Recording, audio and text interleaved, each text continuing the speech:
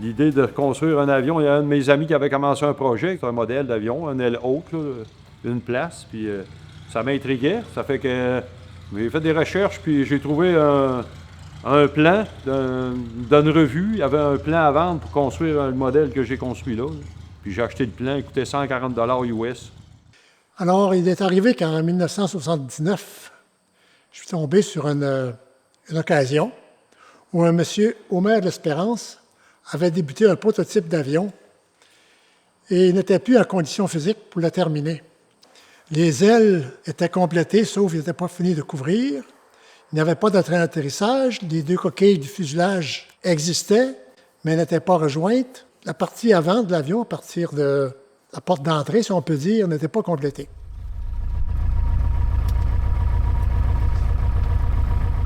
Fait que j'ai acheté ça en 98, 1998, ça nous rajeunit pas, hein? Puis j'ai fini le projet en 2005. Et je faisais ça le soir, par les fins de semaine, dans le sous-sol. On fabrique une pièce. On n'assemble pas tout de suite l'avion, là. On commence à faire les composants. Puis à un moment donné, on se met à assembler. Puis là, on pense qu'on l'assemble une fois pour la dernière fois, puis on la redémarre 10 fois après encore. C'est beaucoup d'assemblage, de montage, puis d'ajustement. Il fallait positionner l'aile au bon endroit dans l'avion, fabriquer une paroi par feu pour avoir le moteur en avant, fabriquer un montant moteur qui placerait le moteur à la bonne position, au bon angle, au centre de l'avion. Dans la construction d'avion, il faut être membre d'un club de construction d'avion. Il y a des documents qu'il faut avoir. Puis, par hasard, M. Vidal, qui avait commencé le même avion que voulait construire. Fait que là, puis lui, il voulait vendre le projet qui avait débuté, acheter le projet débuté. Et commencer le fuselage était était monté, n'était pas finalisé. Puis il y avait les ailes qui étaient faites, une partie. Tout était un peu débuté, mais pas finalisé.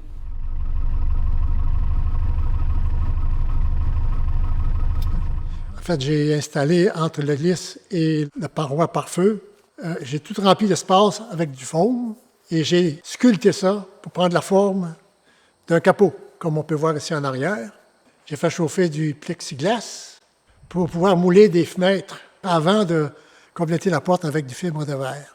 Une fois le fibre de verre tout installé, tout fait, eh bien là, on découpe les fenêtres et puis on fait l'intérieur. En tout cas, c'est un grand projet qui prend un été, là.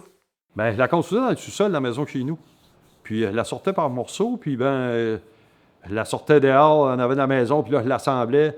Je prenais mes mesures pour fabriquer les morceaux dans la semaine. Puis là, après, je la redémontais, je la rentrais dans le garage pour pas la laisser dehors. Je débutais dans l'aviation, puis j'étais passionné beaucoup par la construction. Aussi pour voler, mais j'aurais aimé faire une carrière dans l'aviation, mais j'ai un handicap. Ça paraît pas, mais je suis daltonien. Fait que ça me bloquait pour surtout les vols de nuit. C'était les vols de nuit qui m'auraient bloqué. J'ai tout le temps gardé la passion de construire, de faire un avion, surtout de la construire puis voler, là.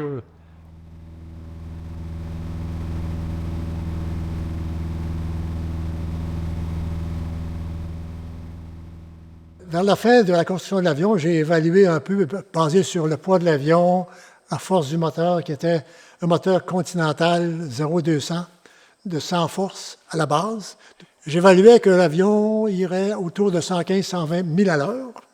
D'abord, l'avion était équipé d'instruments de base très élémentaires, le minimum du minimum. Mais en cours de route, je l'ai amélioré graduellement. Donc, je suis très, très satisfait des performances de cet avion. Et puis, depuis qu'il a été mis en marche, j'en prends toujours très grand soin. C'est un moteur-là, le taux de compression, il est beau aussi. Ça fait qu'on peut mettre de l'essence d'auto, là. Ben, le moteur, entre autres, c'est un Continental 75 forces, un C75. Ça développe 75 forces à 2175 tours. C'est pas un moteur, ça vire pas vite vraiment, là. L'hélice, c'est 72 pouces d'hélice. Le moteur, c'est drôle, c'est un moteur qui était ici dans le hangar. C'était à M. Michel Pomerleau. Il avait récupéré le moteur, puis moi, je l'ai acheté. C'est un moteur qui était dans un Airco, un avion Airco. C'est des roues de moto, ça. C'est des roues de moto Kawasaki 550, les roues d'en avant. C'est des magnésium, des roues de mag, mais avec un couvert de tôle. Ça a l'air plus antique, là. Le modèle, le plan, il date de 1929. C'est un avion construit à partir d'un plan. C'est pas un kit qu'on achète. Il faut fabriquer tous les morceaux. Puis il y a les instruments, bien entendu, que j'ai achetés, là, mais le reste, c'est tout construit pièce par pièce, là.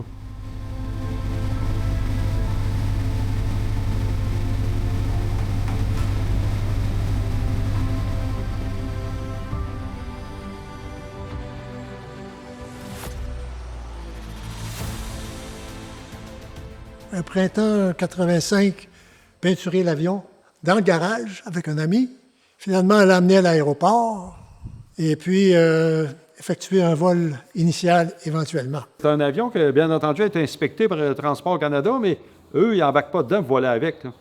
Fait qu'ils viennent voir si on a respecté la fabrication des pièces, si on a utilisé les bonnes composantes. À un moment donné, ils roulaient sur la piste, puis il dit, c'est pas fait pour rouler, ça, un avion. Ça fait que ça n'a pas duré longtemps, il n'a pas roulé longtemps, il dit, elle est levée de suite, puis bien entendu, on reste au-dessus de l'aéroport. On fait ça sécuritairement, là. Il y avait bien du monde au sol aussi, on avait beaucoup d'amis qui étaient là. Fait que mon premier atterrissage est parti un peu de côté, mais je l'ai ramené, là. Les choses qui peuvent arriver le plus, c'est surtout une panne moteur qui peut arriver, là. Fait que je pouvais lâcher les commandes, puis l'avion se comportait très bien. Ça fait que j'étais assez satisfait là, du résultat. Pour Transport Canada, c'est un L'Espérance. Je l'ai baptisé MP unique. Avant de faire un vol d'essai, il faut toujours anticiper le pire, bien se documenter, avoir un processus qui assure que l'avion est stable. Et puis donc, le processus que j'ai fait, c'est de faire sur la longue piste de Bagotville, du roulement au sol, sur la grande piste, à différentes vitesses, jusqu'à atteindre éventuellement la vitesse de décollage. À un moment donné, juste soulever le nez, garder l'avion droit, et puis le remettre au sol. Après ça, continuer, le lever juste dans les airs un petit peu, le remettre au sol pour voir si toutes les commandes fonctionnaient bien, s'il y avait des problèmes. Et vu que c'est un avion quand même très conventionnel au point de vue design, eh bien, je n'ai pas eu de surprise. Le pilote est assis en arrière, et puis si le passager, quand un passager, il est assis en avant. Parce qu'il est dans le centre du poids du balancement de l'avion. Elle pèse 746 livres à vide. Puis le bois qu'on utilise, c'est un épinette qui pousse dans l'Ouest canadien, l'Ouest américain. Alors, après avoir fait environ 4 heures d'essai au sol, j'ai appelé, comme on dit, les amis, la famille, et puis la presse locale qui avait déjà documenté mon processus de construction. Et puis là, j'ai fait mon premier vol d'essai. J'ai fait 2 circuits, puis je venais atterrir, je suis rentré. Et puis là, j'étais tellement fier, évidemment. J'ai débarqué sur l'aile, j'ai ouvert la porte, débarqué sur l'aile, puis j'ai fait le cri de Tarzan. Et puis voilà, on a ouvert la bouteille de champagne et on a célébré.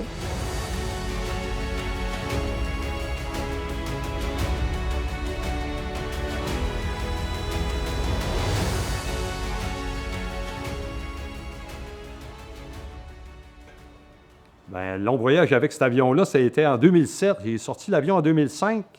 Puis en 2007, j'ai traversé, je me suis en allé vers l'ouest à Oshkosh, Wisconsin. Je me suis rendu à le plus gros show d'avion qu'on connaît là, en Amérique, là. Je me suis rendu en avion avec. Ça a été quand même 18 heures de vol, là. C'est 18 heures, mais c'est des legs ou des vols de 1 heure, 1 heure et demie. Ça fait que ça prend comme tu t'atterris au moins 12 fois, 11-12 fois. Oshkosh, c'est le rassemblement d'avions pour des constructions amateurs. Il y a des restaurations d'avions, il y a plusieurs concours, mais moi, j'ai participé au concours de construction à partir d'un plan. Fait que j'ai gagné une médaille de bronze, un trophée de bronze, c'était un Lindy en bronze. Ça fait que j'étais content, la 3e place. Et puis dès lors, eh bien là, je suis venu à Saint-Jean, j'ai voyagé. Je me suis en fait rendu à Saint-Jean-sur-Richelieu, où le monsieur L'Espérance, qui était le père de l'avion, était toujours vivant, à 14 ans. Et puis, j'ai atterri là l'hiver. Et puis, il est venu voir l'avion et dit « Mon avion! » Il était très fier que j'ai terminé son avion. Puis, lorsque je parlais à son épouse, elle disait « C'est l'avion d'Homère. » Alors, voilà, je suis très humble avec ça, parce que je ne suis pas le créateur initial de la structure de l'avion, mais il y a autant d'ouvrages, même plus, pour le compléter. Ça a été les douanes un peu, à un moment donné, c'était un peu stressant. J'étais en 2007, puis il y avait eu les attentats de 2001, septembre 2001. Ça fait que les douaniers, la sécurité américaine avait augmenté de niveau, là. c'était plus compliqué un peu de traverser il y avait exigé des passeports dans ces années-là. Là, tu sais, c'était facile avant d'aller aux États-Unis. C'était comme... Il y avait une frontière, mais c'était facile d'accès. Là. C'était beaucoup plus facile. Aujourd'hui, c'est plus restrictif à cause de la vie qu'on connaît. Là, mais ça fait que... puis mon anglais n'était pas parfait. Elle ne l'est pas encore aujourd'hui. Là. Ça fait qu'il y a eu des petits moments un peu de non-compréhension tout le temps, des indications des douaniers. Puis il m'avait dit, sur un ton assez sévère, « It's the problem! It's the problem! » Ça fait que on est bien sorti. J'ai pas fait de prison, rien, là. Ils m'ont laissé partir. Mais je vais vous dire une chose. La construction d'un avion, normalement, nécessite une très grande collaboration et coopération de la part de sa tendre moitié. Le défi, c'est toujours de garder son mariage intact au travers de ce projet-là, parce qu'à la fin, on veut vraiment s'y consacrer, puis on peut arriver qu'on fasse des cauchemars victorieux. Enfin, il faut reconnaître la part de l'épouse dans un projet comme ça. Quand j'ai traversé les États-Unis, puis je me suis rendu à Oshkosh, à toutes les fois, j'arrêtais, le monde était impressionné. Il y en a beaucoup. Ils voulaient se faire poser avec l'avion, puis ils voulaient me parler. Puis là, ils voyaient que j'avais un accent assez fort francophone. Puis eux, c'est un peu drôle à dire, mais les Américains, ils ne savent pas tous qu'au Québec, on parle français. Ça fait il y en avait qui pensaient que j'étais français de France, puis j'avais traversé par le Groenland pour aller au show à Oshkosh. Ça fait que c'était un peu drôle. À partir de Toronto, où j'ai eu l'occasion d'aller à Oshkosh la première fois, 1 an plus tard, et que l'avion a été très remarqué par des magazines d'aviation, dont Jane's Aircraft, qui ont venu monter dans les airs avec moi pour prendre des photos. Tous les aéroports, j'ai atterri aux États-Unis, soit quand quelqu'un atterrissait en aéroport, puis il y a un monsieur qui il voulait que je mette mon avion dans son hangar. À tous les soirs, pratiquement, mon avion était dans un hangar d'avion que je ne connaissais pas. À tous les aéroports, atterri. Sinon, on me suis fait payer le dîner. Il y en a qui me payaient le dîner. Il y en a qui me louaient le motel. Ils m'organisaient. Ils me trouvaient une chambre de motel. Ils venaient me reconduire à l'hôtel. Ils venaient me rechercher le lendemain. C'est moi qui payais, mais quand même. Il y avait quand même du service. C'était impressionnant. Le côté... il y a un côté... C'est un monde d'aviation. Puis il y a du social. Il y a beaucoup de social qui se fait. Le projet de MP Unique m'a apporté énormément de satisfaction et énormément de connaissances de fabrication et d'entretien. Énormément. Et de l'avoir développé jusqu'à maintenant, jusqu'au point où il est maintenant, eh bien, je peux dire que je suis parfaitement satisfait du projet. Dans le fond, ça a tourné pour le mieux, parce qu'au départ, il y avait beaucoup d'incertitudes. Puis voilà que tout le monde autour de moi me félicite. J'ai eu des trophées, plusieurs trophées pour la beauté de l'avion, etc. Donc, très, très fier de l'avion. Ça fait que cet avion-là, c'est un Pete & Paul Air Camper. C'est ça qui est marqué ici sur notre dessin. Puis moi, c'est le nom que j'ai donné personnellement. C'est Canadian Goose. Puis c'est pour ça qu'on a mis la bernache du Canada dessus. Ça fait que c'est ça. C'est ça le type d'appareil. Pete & Paul Air Camper. J'espère seulement que je pourrai la passer à quelqu'un peut-être dans ma famille ou, à tout le moins, dans un musée québécois ou peut-être à trouver un acheteur compétent. Voilà.